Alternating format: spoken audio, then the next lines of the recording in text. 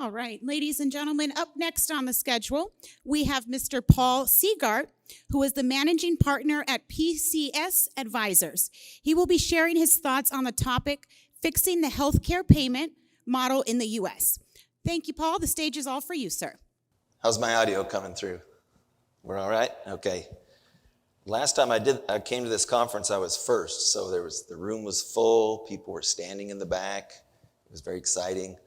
And this time, there's a few less, but I'll do my best to make it worth your while and at least a little bit interesting. Insurance, raise your hand if you love insurance. If that's your favorite thing. I see one hand. You must, like me, have renewals. In any case, I want to share a little bit about my background. Your timer hasn't started, so I'm going to just keep talking if it doesn't start, and then they're going to get too much insurance. Anyway, my background's a little bit unique. I was a Russian intelligence analyst for the NSA as my first career, so I'm a nerd officially. Yeah, Gavriil Poruski. And I was a rare nerd. I liked talking to people, so they put me on the road. I ended up traveling about 9 months a year. And that wore me out. And eventually I had to get a normal job. I thought I'd get a normal job and grow up and have a family. So I went to work for an insurance company. And I did have a family. I have a 13, 11, 9, 7, and 5-year-olds. And so that was my entire 30s that went into that project. And I saw pretty quickly when I went to work for an insurance company that we had a really great business model. We could increase our clients' costs every year, not tell them exactly why, and there was not much they could do about it. And that got frustrating, and I decided I'd like to do something about it. So I convinced my wife it would be a good idea to become a consultant, which means be broke for a while, I later found out. And fortunately, we were good partners in business and life, ended up building a nice practice and ended up with clients all over the country. And we ended up starting a marketing company as well. It's running active campaigns in about 50 metro areas currently. And then we got the call that every entrepreneur hopes for and sold them both. And pressure was off. And things, at least financially, were easier.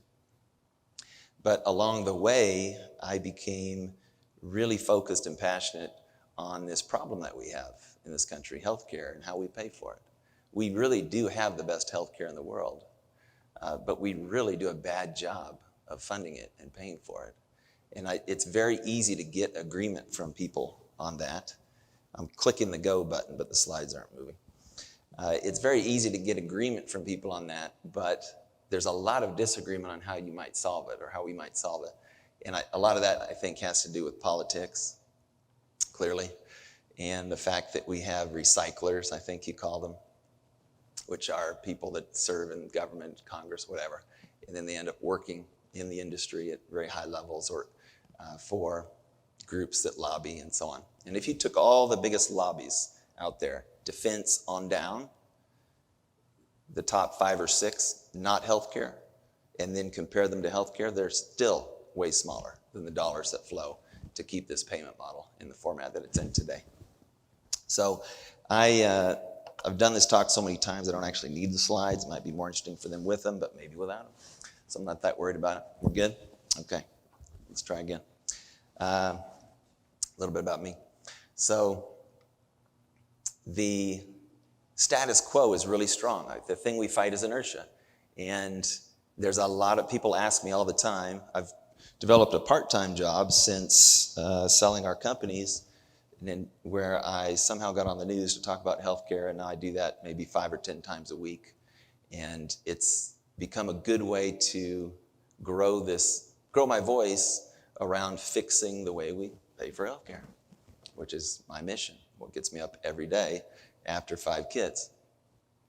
As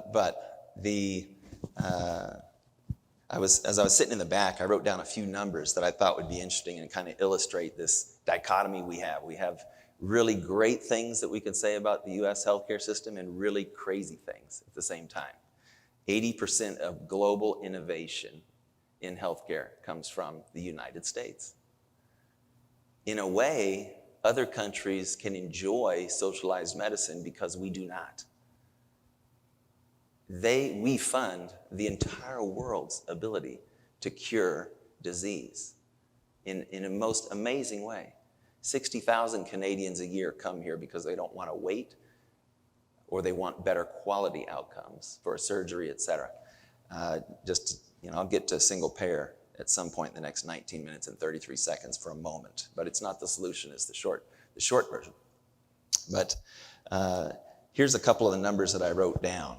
80% of innovation, I said that. The second one is 100 million Americans have medical debt just since the Affordable Care Act kicked in. So clearly we didn't name that well.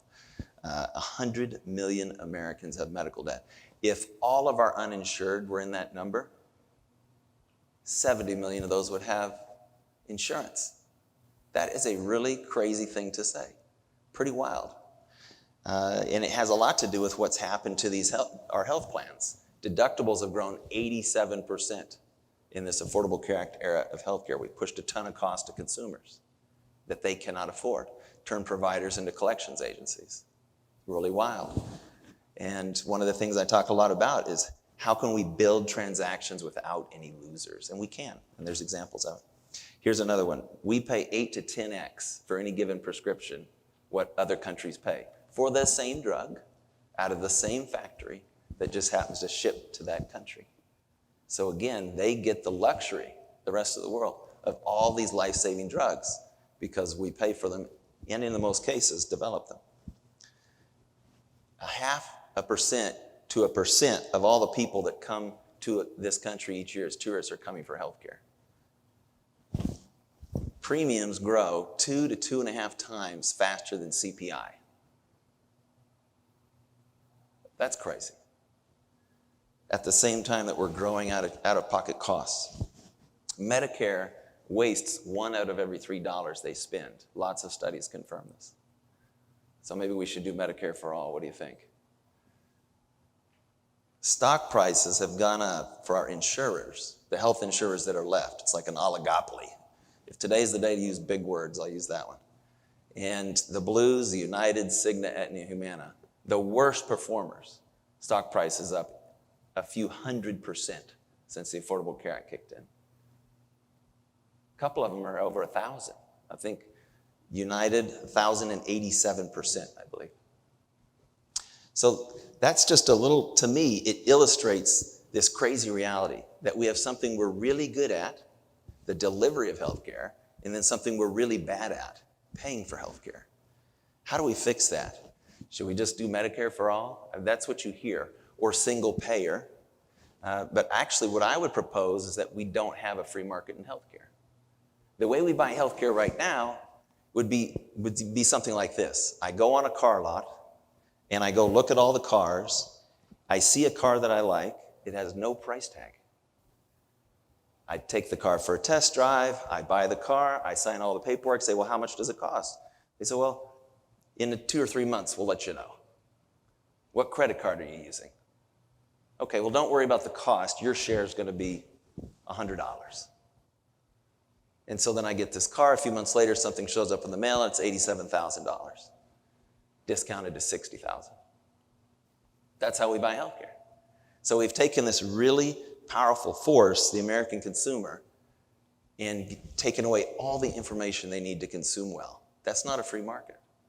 If you don't know what a good costs before you purchase it, and what the quality is of that compared to other things like it, then that's not a free market transaction. People blame capitalism for healthcare, the problem that we have on the payment side of healthcare. You could maybe have a case for capitalism run amok, but you do not have a case for free market forces in healthcare yet, broadly in the US. You do have isolated cases that I think show us a path forward.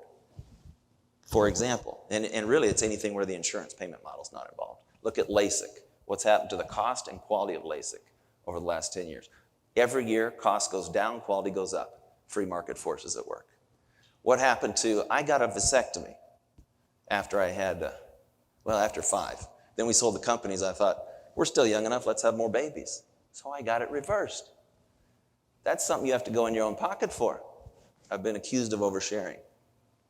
So I find out who's the guy that invented the least invasive, most guaranteed to work vasectomy reversal procedure. It's a guy in LA.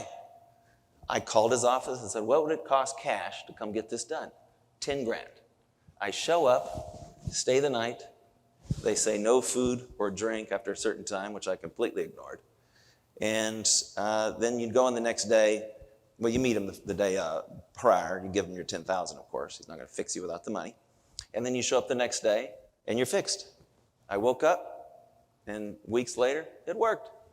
So that is free market forces at work.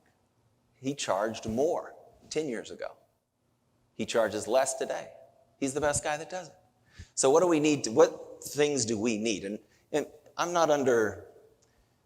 I'm not living in a fantasy world where I expect any of this to occur quickly, maybe ever. I hope it does. It gets me up every day to work on it. And I've been asked on so many news interviews, how do we fix it? What I found out was I was really good at identifying the problems. But then when they said, how do we fix it? I had to really sit down and think for a while. And we can. I am confident that we can. And I'm also honest that the biggest obstacle we face is lobbying power. When will this get solved? When lobbying is no longer effective. You look at the laser precision with which money is given to key people in Congress, it is amazing and it is powerful. So what do we have to do? We have to have transparency. The fact that a typical hospital today has more than 150 prices for every procedure they perform is crazy. And you can't find out what they are. And we have a transparency rule, yet only 0.5% of hospitals in the 3 largest chains in this country comply. And I have a lot of hospitals as clients. They hire us so that when their employees go outside of their 4 walls, they won't get abused like maybe they abuse others that come into their 4 walls. So we need transparency, we need to empower the consumer, and we need regulation. I'm a free market person. I'm a conservative, fiscally conservative person. I built and sold 2 companies. I've started more. And I'm saying regulation, because for a free market to work, you have to have some sort of a referee. It shouldn't be allowed that people can just say, you don't get to know what it's going to cost, so we're just going to charge whatever the heck we want. That clearly hasn't worked that well. So there are 3 primary players that have to get addressed: hospitals, pharma, and insurers. And I'll give you what I think are some examples of the problems and what I think the solutions are. And in the next 9 minutes and 58 seconds, we'll fix America's healthcare problem. So, hospitals. Consolidation. In so many other industries, we don't allow consolidation to occur to such a degree that you put the power in the hands of few, because we know throughout history, what does that result in? Higher costs. Every time. If not other problems. But since I'm talking about the payment model, we'll talk about cost. And numerous studies have confirmed, and there's pretty broad agreement on the fact that consolidation of hospitals leads to higher prices. 40% higher prices in many cases. That's a problem. How do we fix it? We already have laws on the books. We'll talk about it in a second.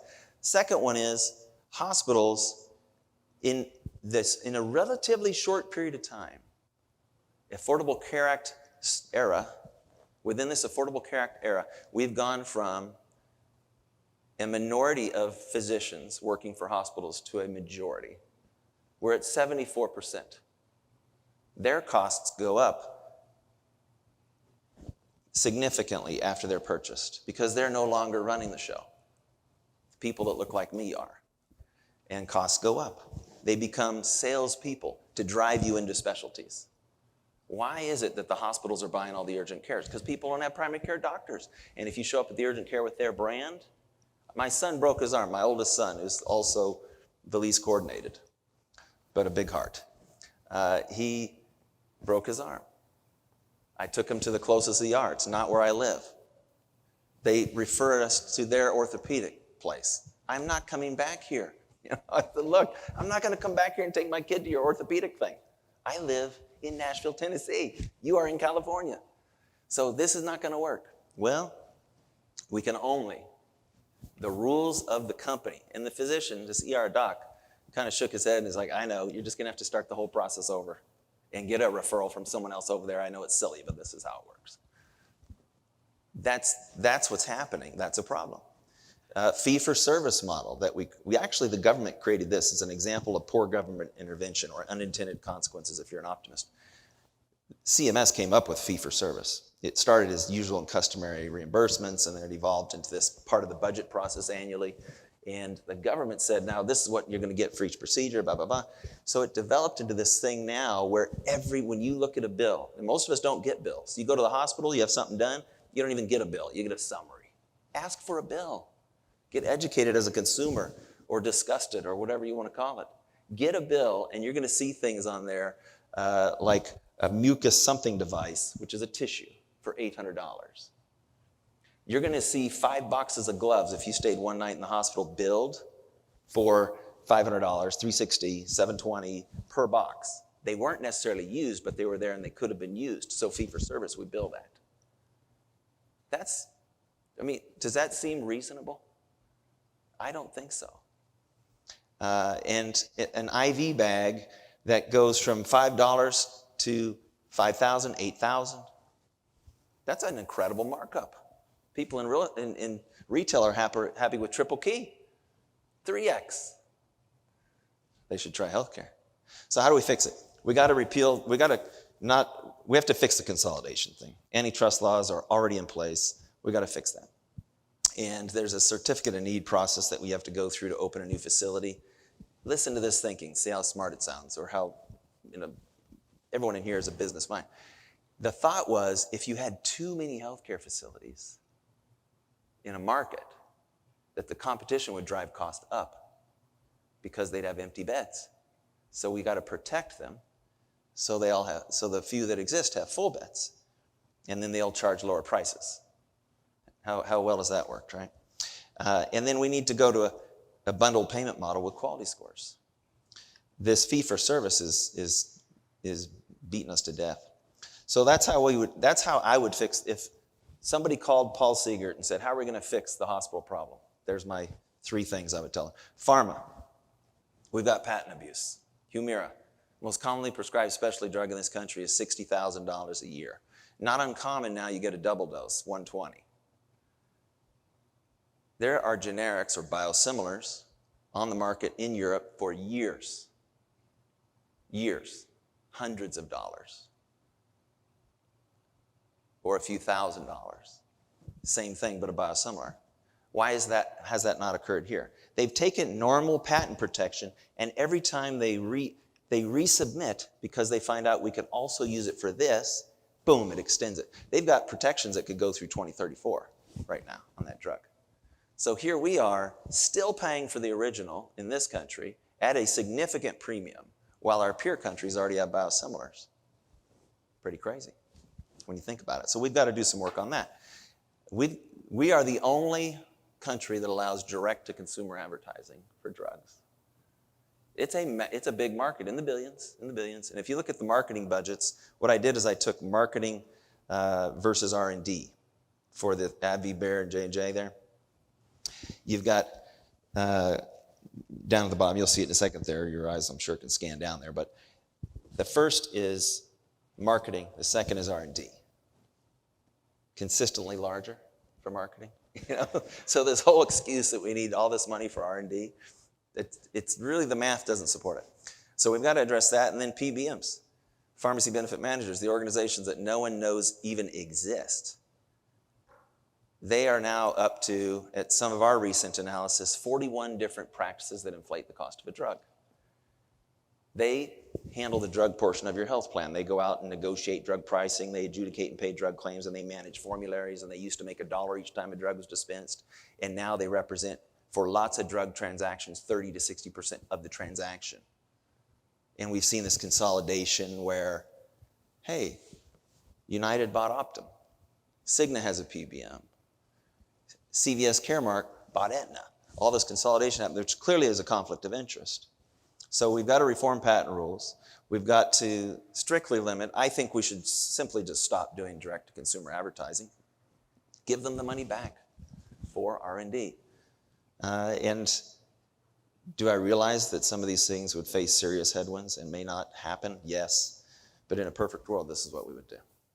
In pharmacy, we need pharmacy transparency rules. As a consumer, you should get to know what a drug cost, what the pharmacy benefit manager acquired the drug for, and how they make their money. And when you see that spread, it would absolutely blow your mind. It's an incredible difference that we allow here that is unique to this country. Okay, I'm kind of rounding third base, so put up with me a little longer. Insurers.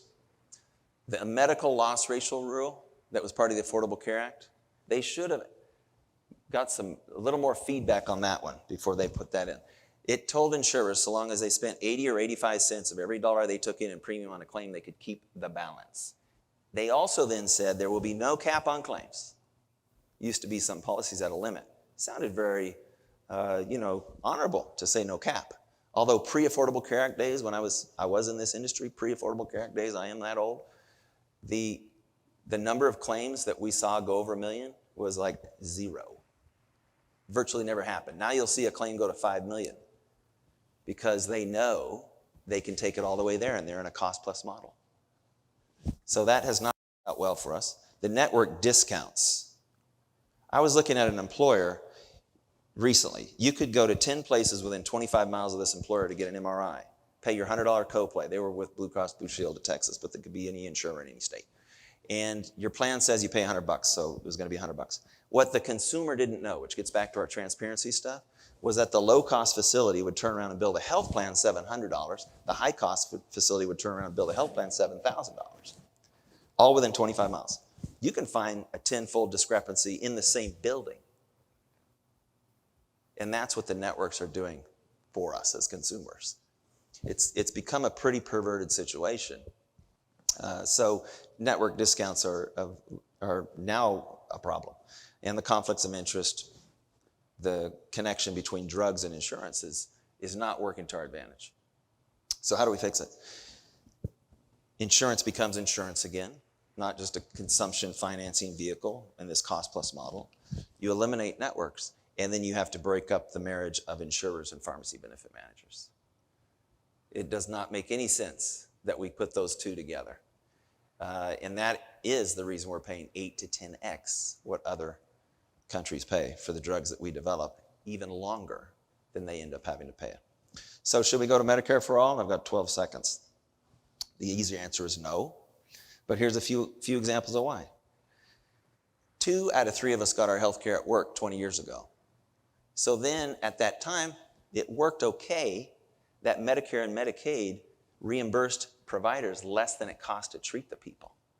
They need 120, 140% of what they get from those programs to break even, which is why we see rural hospitals just falling away. It is evidence of what would happen if we just, all the math they use to project for these single-payer solutions is built on reimbursements that would not provide for the survival of our system as we know it. And the estimates of what it would cost are $3 trillion. We've got a budget, a lot of it borrowed, $6 trillion. So we'd have to 50% increase that budget. Find a good place to get that. And if you think it would be a good idea, I'm 40 seconds over, my apologies. If you think it would be a good idea to have the government in charge of running the whole thing, look at how well TSA works. I flew to Portland to do a talk last week or the week prior, and I forgot that I'd taken my backpack camping with me, and there was an enormous knife in it. I didn't find out till I got home. And they have a 95% miss rate. And they're in charge of all that. And the VA is sometimes called a second chance to die for your country because of the poor outcomes that they have. And I'm a veteran, so I hate to say that. But not many people would appreciate the quality that we have delivered for those for whom we have built a single-payer system. So in my view, my vote would be that we create a free market system for healthcare for the first time in a very, very long time. And I think those are some basic guide rails by which we could do it. Thank you.